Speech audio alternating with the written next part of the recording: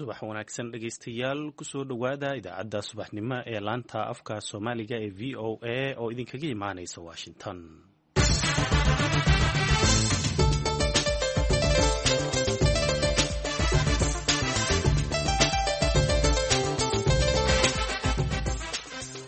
waa subax khamiis ah 6da bisha January sanadka 2022 waxaad naga dhageysanaysaan muujadaha gaagaaban ee 16 iyo 19 mitirban iyo muujadaha efmiyada magaalooyinka geeska Afrika qaarkood iyo bogga voasomali.com. saacadda Afrikada bari waa 6 iyo barkii aroornimo. idaacadda saaka iyo caalamkana waxaa idinla socodsiinaya anigoo ah Cabdulqaadir Samakaab.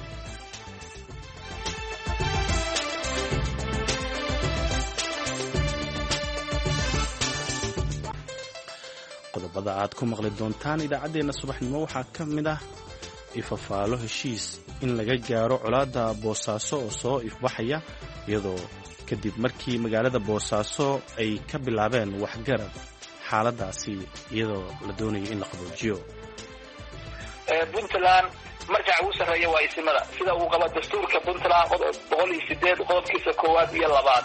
marka shacabku inay istajiyaan dawladdu istajiso dad cid kasta oo ay khusayso arrintan anaga gacanta ku hayna Allah ta'ala wax wanaaga oo ummadda iyo dadka la khayr u qaba u ah baan soo saari doonaa insha Allah.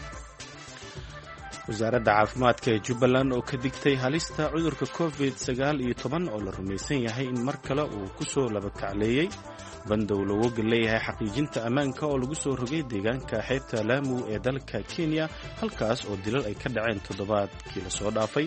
qodobadaas iyo warar kale oo ku saabsan Soomaalida iyo caalamka ayaan idin haynaa, balse intaas oo dhan waxaa ka horeeya warkii dunida oo aan idin akhriyo.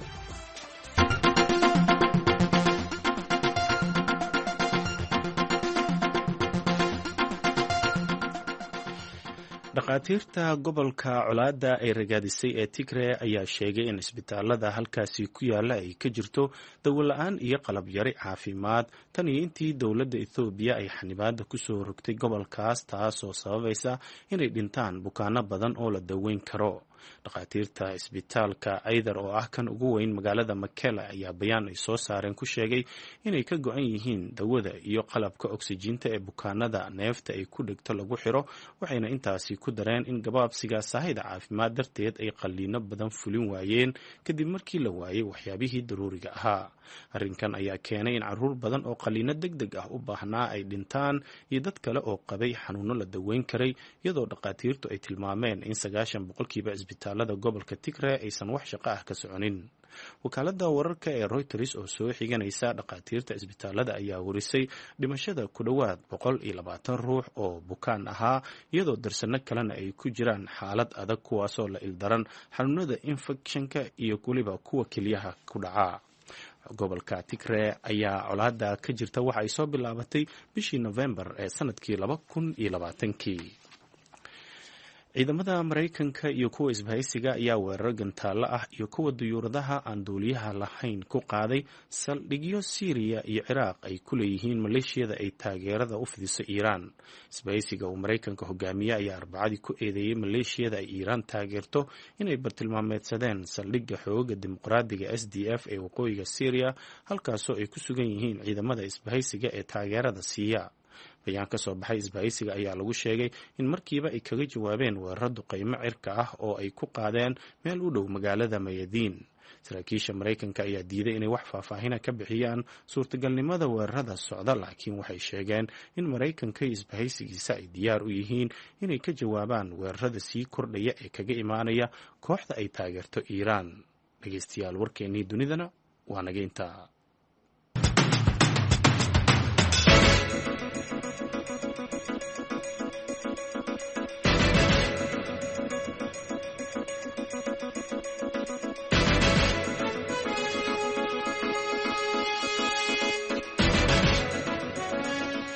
subax wanaagsan mar kale dhegaystayaal, halka aad warkaasi ka dhageysanayseen waa idaacadda v o a oo idinkaga imaanaysa Washington.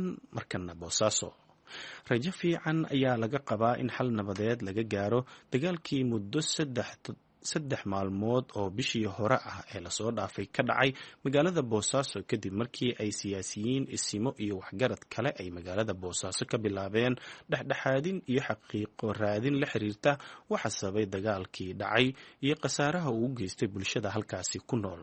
warbixin arrinkaasi ku saabsan waxaa boosaaso ka soo dirtay wariyaha VOA da Faadimo Yaasiin Jaamac. dagaal muddo 3 beri ah ka socday gudaha magaalada boosaaso oo sababay dhimasho, dhaawac, barakac iyo khasaare hantiyeed ayaa madaxweynaha Puntland markii uu ku dhawaaqay xabad joojin waxaa magaalada boosaaso soo gaaray siyaasiyiin, isimo iyo waxgarad ka kala yimid gobolada Puntland kuwaas oo doonayay in colaadda lagu soo afjaro wada hadal.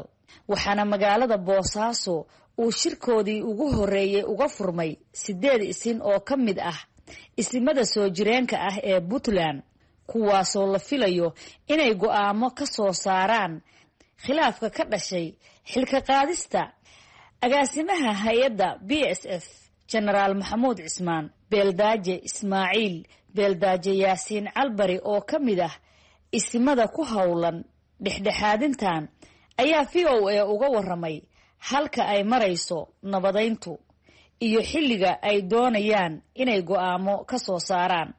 hadda waxaan ugu soo biiray Suldaan Siciid Suldaan Cabdisalaam iyo Islaam Bashiir Islaam Cabdulle oo ka kala yimaaday gobolka Mudug iyo gobolka Sanaag. 5 bisha ku soo biiray shirkayagi wax khayr baan rajaynaa insha Allah. isxogoraysi iyo magaranaysaa meesha wax marayaan baan warbixin kala qaadanay. gacantaan ku haynaa horona gacanta ugu haynay nabadgelyo rajaynaa insha Allah. waad ogtihiin Puntland marjaca ugu sarreeya waa isimada sida uu qabo dastuurka Puntland 108 qodobkiisa 1 iyo 2. marka shacabku inay istajiyaan dawladdu istajiso dad cid kasta oo ay khusayso arrintan anaga gacanta ku hayna. Allah Ta'ala wax wanaaga oo ummadda iyo dadkaba khayr u qaba u ah baan soo saari doonaa insha Allah. meel fiican bayna wax marayaan wax khayr ma rajayn doonaa insha Allah. talooyin ay u soo jeediyeen siyaasiyiin ay ka mid yihiin madaxweynayaashii hore ee Puntland iyo xildhibaano ayuu sheegay inay tixgelin siinayaan. siyaasiyiin iyo madaxweynayaal hore ahaan jiray iyo rag kala duwan way yimaadeen. xildhibaano federaalka ah oo maaragtay ayagana yimi kulliba way noo yimaadeen. talooyin bay noo soo jeediyeen iyo maaragtay in hawsha si wanaagsan loo dhameeyo iyagana maaragtay gacmo furan baa kusoo dhaweynay tala soo jeedintooda iyo maaragtay talooyinkooda kulliba. go'aan baad gaarteen aad ku xalinaysaan khilaafkii xilka qaadista agaasimaha. iminka khasaaradu way ballaaratay, dad baa la laayay, hanti baa la burburiyey, dad baa dhaawaca. arrimaha noocaas ma ku jiraan waxyaabaad xalinaysaan? markii hore go'aan baan gaarnay siday nala noqotay oo aanu ka fursan weynay baanu niri. kadibna maaragtay dagaal baa dhacay. maanta ma taagna hebel baa xil wareejin waayey iyo hebel baa maaragtay hub ha wareejiyo ama ma taagna. maanta waxay taagan waa dhimasho iyo dhaawac iyo barakac iyo hanti naf iyo maal baa taagan. arrimahaas iyo kulliba iyo xal waara in laga gaaro kulliba waa ku jiraa insha Allah. waxaan rajaynayaa Ilaahay Subhanahu wa Ta'ala inuu noo fududeeyo inuu asturo. marka first meeting kala warqaadasho hadda waxay ka dambeeyeen insha Allah. wuxuu noqon doonaa inaanu qodobaysano qodob hebel aan u galno noqon doonaa insha Allah.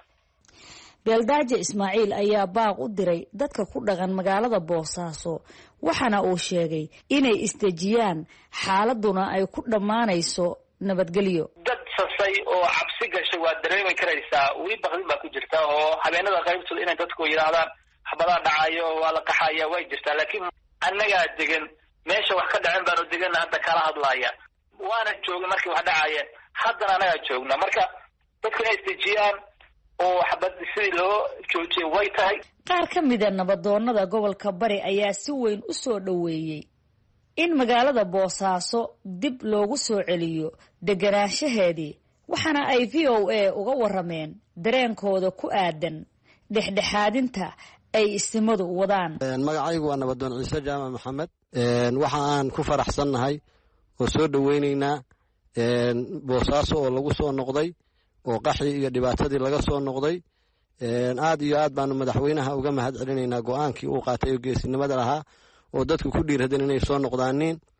isimadana waxaan u rajaynaynaa hawshan gacanta ku haya inay iyaguna go'aan wanaagsan oo lagu ilaawo wixii dhacay inay soo saaraaniin. nabadoon Maxamed Cismaan Siciid arrinta isimada ku jira isimadii waxaanu u rajaynaynaa isaga sawaab khayr in ilaahay waafajiyo dadka ishaya oo hadda ismursadana waxaanu rajaynaynaa inay u hogaansamaaneen isimadu waxay soo saaraan si aan dhibi u dhicin wax kasta waxa ka liita dagaalna khayr ma leh. caaqil mursal maxamed cabdi runtii aad iyo aad baan usoo dhoweynaynaa dadaalada ay ku jiraan isimadu dhammaan maantana dee kulamadii dhacay waan ognahay waan la soconnaa khayr badan baan ka filaynaa ummadda reer puntlandna gaar ahaan gobolka bari gaar ahaan boosaaso waxaan leenahay dadku iyo khayr ha rajeeyaan arrintaana ha la isgarab taago dhinacyadana waxaan leenahay ha loo hogaansamo wax kasta oo soo baxa oo isimadu xal u arkaan. guud ahaanba xaaladda magaalada boosaaso ayaa degan waxaana dib ugu soo laabtay dadkii tirada badnaa ee ka barakacay guryahooda iyadoo dib loo furay goobaha ganacsiga waxbarashada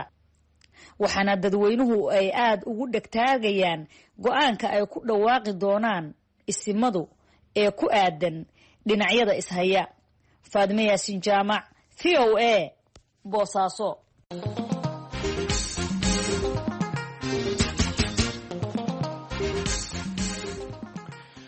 markana kismaayo wasaaradda caafimaadka ee Jubbaland ayaa digniin ka soo saartay halista cudurka COVID-19 wareegiisa saddexaad kadib markii bulshada magaalada Kismaayo iyo nawaaxigeeda lagu arkay hargab wada saameeyay bulshada taasoo dadka ay walaac ka muujiyeen waxaana ay mas'uuliyiinta wasaaradda caafimaadka sheegeen inay wadaan baaritaano lagu xaqiijinayo xaaladahaasi iyadoo boqolaal qofna ay hadda la ildaran yihiin xanuunkaasi sida uu warbixintan ku soo diray wariyaha VOA-da Aadan Maxamed Salaad. cudurkan saameynta ku yeeshay bulshada ku dhaqan magaalada Kismaayo ee hargabka ahi islamar ahaantaana guud ahaan bulshada magaalada Kismaayo ku nool iyo nawaaxigeeda ay si weyn u wada dareemeen ayaa waxaa digniino ka soo saaray wasaaradda caafimaadka ee Jubbaland iyagoona sheegay in loo baahan yahay in bulshada ku dhaqan magaalada Kismaayo iyo nawaaxigeeda ay baaritaano sameeyaan la xiriirta halista caabuqa COVID-19 oo laga cabsi qabo in uu saameyn ku yeesho bulshada sida uu VOA u sheegay Maxamed Bashiir Nuur agaasimaha waaxda adeega degdega ah ee wasaaradda caafimaadka Jubbaland.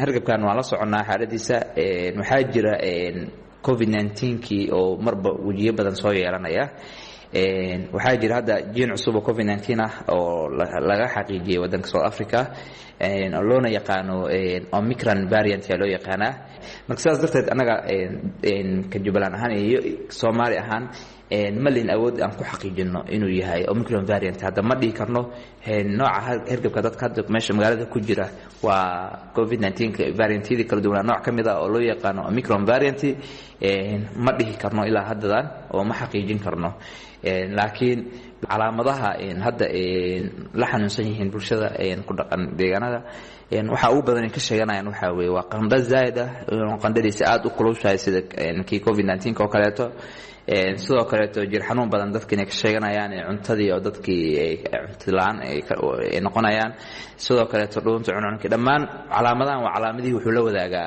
COVID-19kii ayuu la wadaagaa. sidoo kale mas'uuliyiinta wasaaradda caafimaadka Jubbaland ayaa fariin u diray bulshada ku dhaqan magaalada Kismaayo iyo nawaaxigeeda iyagoona ugu baaqay in ay sameeyaan taxadar dheeraad ah tan iyo inta laga ogaanayo halista cudurkan uu leeyahay iyo nooca uu yahay.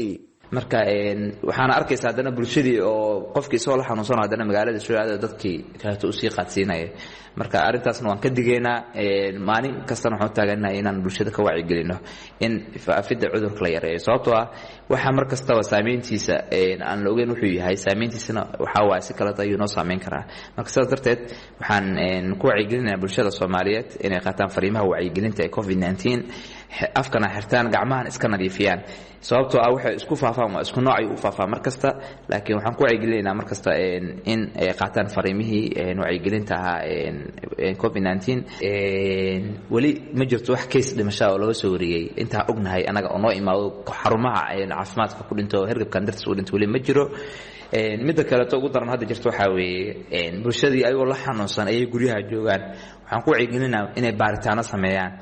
inkastoo hargabkan uu saameyn xoogan ku yeeshay bulshada ku dhaqan magaalada Kismaayo isla mar ahaantaana boqolaal qof ay la ildaran yihiin ayaa haddana ogaantiisa waxaan wax ka weydiiyey dr maxamed xasan aadan dr jabrac oo ka mida saraakiisha caafimaadka ee jubbaland ee ka howlgala magaalada kismaayo waxaana uu iga waramay halista cudurkan iyo waxa uu yahay maadaama saameyn ballaaran uu ku yeeshay bulshada ku dhaqan magaalada kismaayo. maalmahan magaalada kismaayo waxaa ka jiray hargab oo safmar ah oo yar iyo weynba camimay, magaaladana zaa'id uga jira, dadkana ay u daadsan yihiin. marka haddaan kala qaadno hargab sidiisa waxaa weeye caabuq virus ah oo ku dhaca qaybta sare ee neefsashada. waxaa jirta seasonal flu waxa la in hargabka uu xilli uu dilaaco way jirtaa. seasonal flugaas inuu yahay waa dhici kartaa, iyadoo walaac aan ku jirnay bulshada Soomaaliyeed in weli covid-19 uu wadanka uu ka jiro. haddana ma dhihi karo hargabkan safmarka ah oo hadda magaalada ka jira waa covid ma dhihi karo. jinaya hargab baahsan oo loo daadsan yahay magaalada uu ka jira, waana laga dareemi karaa bulshada. marka hargabkaas ani waxaan isleeyahay waa hargab seasonal ah oo xilli dilaaca inuu yahay, sidaas ayaan rajeynaya. boqolaal qof ayaa la ildaran cudurkan hargabkaahi, kaas oo wasaaradda caafimaadka jubbaland ay sheegeen in ay baaritaano samayn doonaan, waxaana ay dadka ugu baaqeen in ay guryahooda joogaan iyo sidoo kale in ay gaaraan goobaha caafimaadka si baaritaano loogu sameeyo in cudurkan uu yahay covid-19 iyo in kale. bulshada magaalada kismaayo ayaana intooda badan la ildaran hargabkaasi oo saameyn ballaaran ku yeeshay waayadii ugu dambeysay. aadan maxamed salaad, v o a, magaalada kismaayo.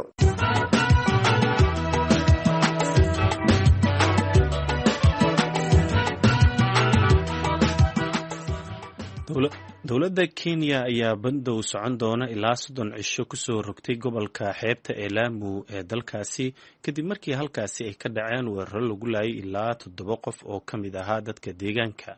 bandowgan ay dowladda Kenya ku sheegtay inay uga gol leedahay sidii ay u xaqiijin lahayd ammaanka deegaanada gobolkaasi. maleeshiyada al-shabaab ayaa horey gobolkaasi uga fuliyey weeraro lala beegsaday ciidamada dowladda iyo gaadiid ay la socdeen dad rayid ah. warbixintan waxaa Nairobi ka soo diray wariyaha v o a-da Qadar Maxamuud Xareed. go-aanka bandowga socon doona ilaa 30 cisho ee lagu soo rogay inta badan deegaanada gobolka Lamu ee Kenya ayaa waxaa ku dhawaaqay wasiirka arrimaha gudaha dowladda Kenya Dr. Fred Matiang'i. waxaana dowladda Kenya ay tilaabadani uga gol leedahay xaqiijinta ammaanka deegaanada Lamu. arrintan ayaa ka dambeysay kadib markii isniintii lasoo dhaafay deegaanka Widu ee ismaamulka Lamu ee Kenya lagu dilay ilaa 7 qof oo ka mid ahaa dadka deegaanka. kooxihii weerarka geystay ayaana baxsaday. Kenya ayaa howlgalladan iyo bandowgan ay ku soo rogtay deegaanada Lamu ku doonaysa inay ku baadi goobto kooxihii ka dambeeyay weerarkaasi iyo sidoo kale dib u soo celinta ammaanka gobolka xeebta ee Lamu. dowladda ayaa bilowday inay ciidamadeeda kala duwan ay ku daadgurayso deegaanada Lamu, gaar ahaana deegaanka Widu oo ah halkii lagu laayay dadka rayidka ah. hay-adaha kala duwan ee dhanka ammaanka ee gobolka Lamu ayaa sidoo kale lagu amray inay gacanta ku soo dhigaan dadka haysta hubka sharci darrada ah ee aanan dowladda u diiwaan gashanayn. gudoomiyaha ismaamulka Lamu Samson Masharia ayaa sheegay in kooxihii isniintii weerarka ka geystay deegaanka Lamu uu bartilmaameedkoodu un ahaa inay dadka laayaan, mana jirin wax qalab ama alaab ah oo ay ka qaateen dadkii ay laayeen weerarka kadib. mas-uuliyiinta gobolka Lamu ee Kenya ayaa weerarkan la xiriirinaya inay ka dambeeyeen kooxda al-shabaab ee fadhigoodu uu yahay Soomaaliya, balse kooxda al-shabaab weli ma aysan sheeganin weerarkaasi.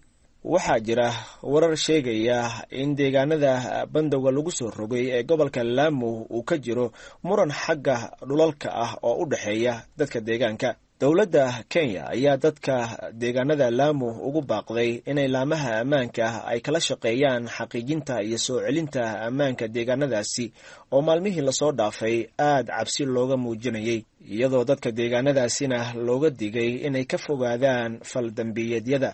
Kenya oo isku diyaarinaysa doorashada madaxtinimada oo dhici doonta dhammaadka sanadkan ayaa sidoo kale heegan buuxa gelisay ciidamadeeda ammaanka. Khadar Maxamuud Xareed, v o a, Nairobi.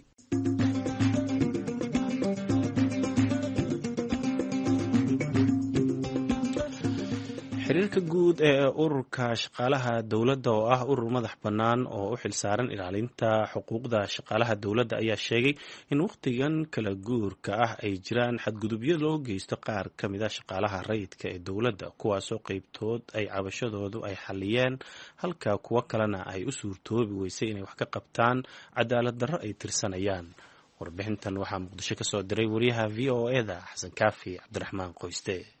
xiriirka guud ee ururka shaqaalaha dowladda oo ah urur madax bannaan oo ka shaqeeya ilaalinta xuquuqda shaqaalaha rayidka ayaa kulan ay magaalada muqdisho ku qabteen waxa ay kaga hadleen dhibaatooyin iyo xadgudubyo ay xilligan kala guurka ah wajahayaan qaybo ka tirsan shaqaalaha dowladda. xogeyaha ilaalinta xuquuqda shaqaalaha maxamed jaamac yuusuf ayaa v o a uga waramay ujeedada kulankooda iyo waxyaabaha ay ku lafagureen. runtii dalka wuxuu ku jiraa sidaa ogtihiin xaalad kala guur ah.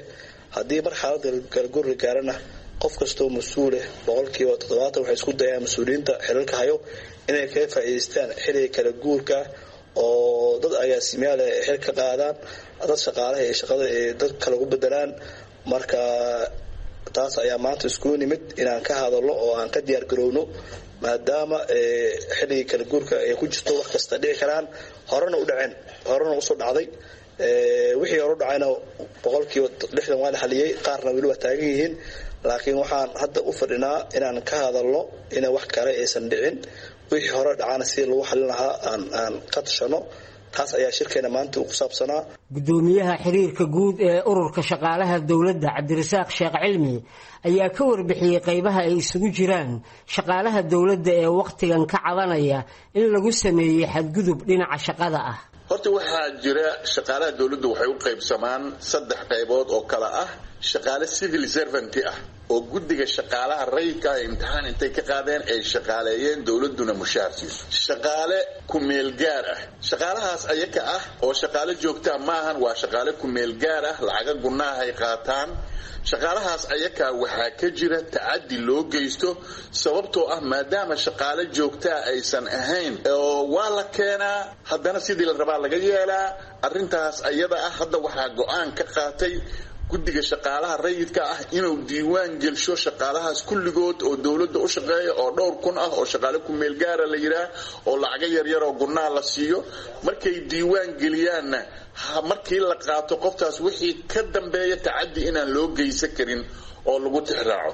laakiin mar walba qoftu haddaysan ahayn shaqaale civil servant ah oo joogtaa waxa waaye xaaladiisu ma wanaagsanaanayo sababtoo ah waa shaqaale ku meel gaara. shaqaalaha saddexaad waxa waaye shaqaale kaleeto oo ayagana ay lacag siiyaan hay-adaha kala duwan ee wadanka jooga oo la taliyaal iyo isugu jira waxaas iyo kuwa la yiraahdo capacity injection. marka shaqaalaha u diiwaan gashan dowladda Soomaaliya iyo kuwa aan u diiwaan gashanayn ee hay-ado kale ka diiwaan gashan ama shaqaale joogto aan ahayn ah isku sharci laguma maamulo. waxaa lagu maamulaa shaqaalaha joogtada ah sharciga low number 11. shaqaalahan kaleeto cabashadoodu wayna soo gaartay, hay-adihii aan kala hadalnay, waxna waa xalinay, waxna muxuu ahaa waa noo dhiman yihiin. waxa ay ka cabanayaana waxa waaye qofta in si sharci darraa meesha looga qaado. cabdirasaaq ayaa sidoo kale soo hadal qaaday inay jiraan shaqaale sanadkii aynu ka soo gudubnay sifo aan sharciga waafaqsanayn ku waayay boosaskooda,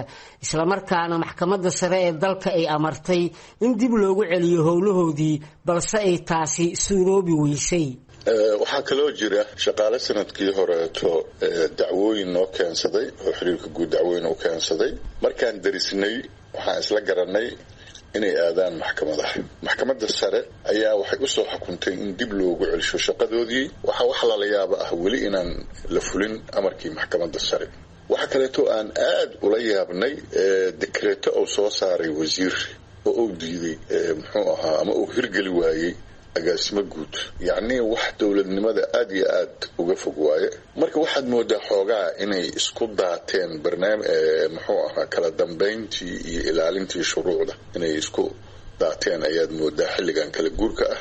xiriirka guud ee ururka shaqaalaha dowladda ayaa sheegay in mas-uuliyiinta loo soo magacaabo hay-adaha dowladda ay dabeecad ka dhigteen inay hore u keensadaan shaqaale aan dowladda u diiwaan gashanayn, taasoo ay xuseen inay u caal waayeen wax ka qabashadeeda, sida uu ku waramayo xogayaha guud ee xiriirka ururka shaqaalaha dowladda maxamed macalin iimaan.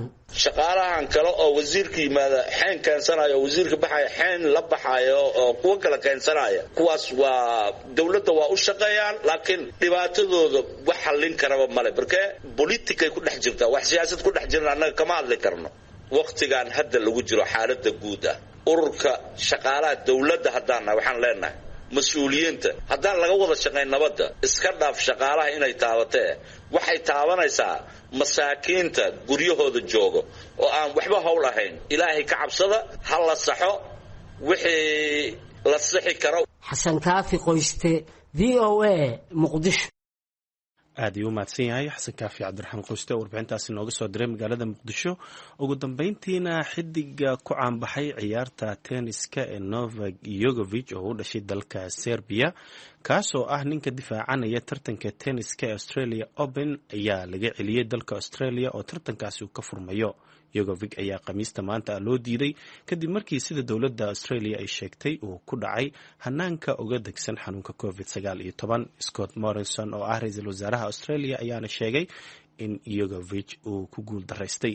madaxweynaha dalka Serbiana waxa uu cambaareeyay habkii loola dhaqmay Djokovic oo uu ku tilmaamay in si aan wanaagsanayn loola dhaqmay. Djokovic ayaa 9 jeer ku guulaystay tartanka Australia Open sidoo kalena waxa uu haystaa 20 ka mid ah biladaha loo yaqaano Grand Slamka.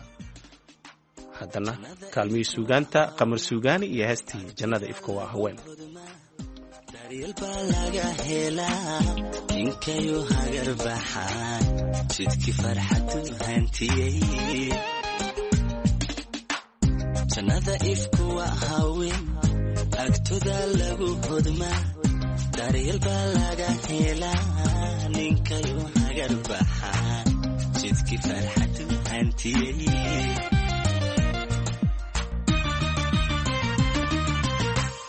gayaan isku helaaniyo wasiya reer lama heleen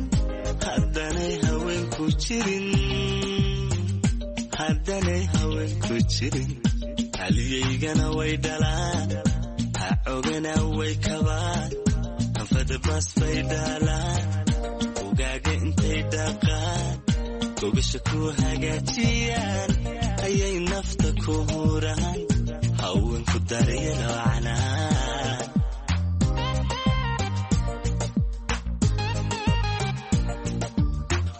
gayaan isku helaaniyo wasiya reer lama heleen haddanay haweenku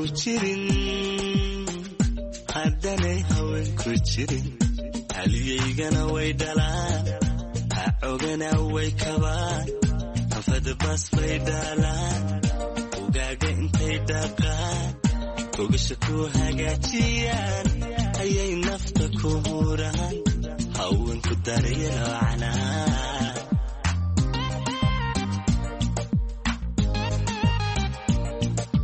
markay hagradeen raggii haweenku maxay tabceen halganka nolosha adkaa intay ku mareen hilaac hadhota maxay kaabeen horisnimana wax tarin markay hagradeen raggii haweenku maxay tabceen halkay nolosha adkaa intay ku mareen hilaac hadhota maxay kaabeen horisnimana wax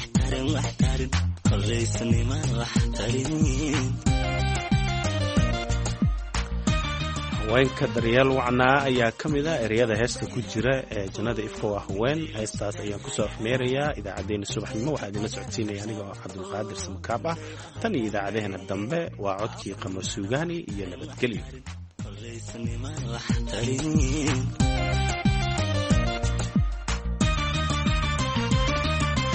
aqliga togan bay hagaan ninkay la jiraan hagaan ninkay ka tagaan habsaan ninkay ahayaan dareen waxay ku habaan jacayl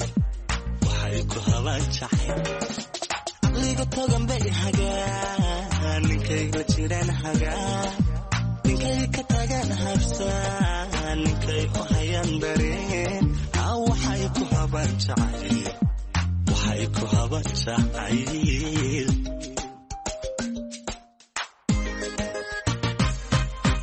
waxaan u hayaa abaal hadday edu intay jirtee haween karabow ka dhow adduun iyada hawlku culus habaradabe hoojin kara